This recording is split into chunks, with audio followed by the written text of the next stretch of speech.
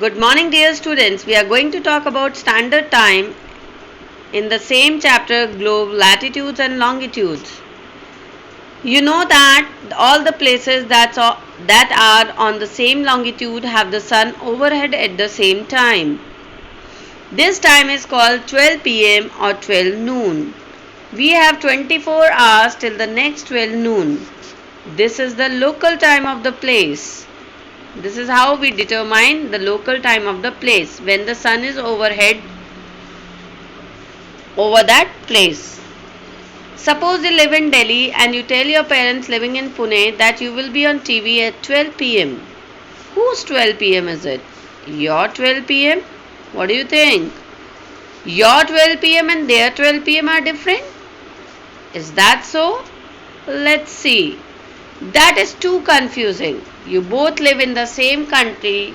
Shouldn't you two have the same 12 pm? That means if I am living in India and I am living in Delhi, so if I am experiencing 12 pm, then even if I'll go to Jammu and Kashmir, it will also have the 12 pm. If I'll go to Meghalaya, then also I'll have 12 pm at the same time. If I'll go to Chennai, then also I'll have the 12 pm, and this is how the overall country has the same time pattern. So let's understand why is that so. Most countries select a central meridian as the standard meridian. The local time of that standard meridian becomes the standard time for that country. So if we talk about India, so India's longitudinal extent is from 68 degree east to 97 degree east. In between that, at 82.5 degree east, we have selected the standard meridian, which is at Allahabad or Prayagraj in Uttar Pradesh. So whatever the time is there at the standard meridian, that has to be followed all over the country from east to west and from north to south. So this is how we determine the standard time for that particular country. If we are talking about India, then the local time here is called as the Indian Standard Time or IST, and it is about 5.5 hours ahead of GMT. So let's understand what is this. Suppose you have a conference call with people from different parts of the world. How will you decide what time everyone has to come online? Which country's time will you all follow? So in such case, everyone follows the local time of the 0 degree longitude that passes through a place called Greenwich in London. The time is called Greenwich Mean Time, GMT. GMT is 5.5 hours behind IST. So if it's 12 pm in GMT, it is 5:30 pm in India.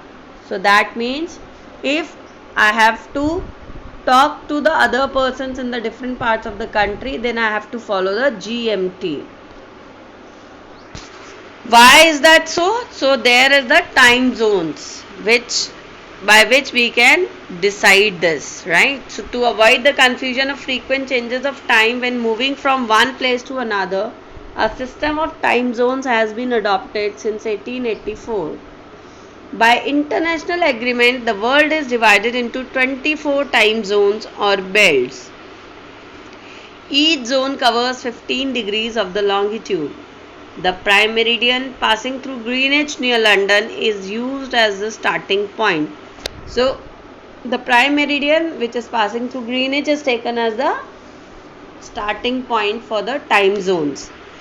The local time here is known as the Greenwich Mean Time or the GMT. Let's see how. The earth takes 24 hours to rotate through 360 degree if we talk about the longitudinal wise. So earth is 360 degree and it takes the rotation in 24 hours. So if we talk about the time zones, 15 degrees of longitude is equals to 1 hour. That means after every 15th degree, the longitudinal change will be 15 degree and the time change will be of 1 hour. So when you travel west, time gets less. That means you have to subtract the hours. But when you travel to east, time increases. That means you have to add hours towards the east from the GMT, right? So if like the red line is the GMT, right? If we are taking it, then if I am in the eastern hemisphere, like 75-degree east, you can see, so I'll be around 5 hours ahead of GMT. But if I am in the western side at the same place, that is 75-degree west, at the same longitude actually, so it will be like minus 5 hours from the GMT. So if it is 12 pm at GMT, so I'll be around 5 hours ahead of GMT in the eastern side, and I will be behind 5 hours at the western side.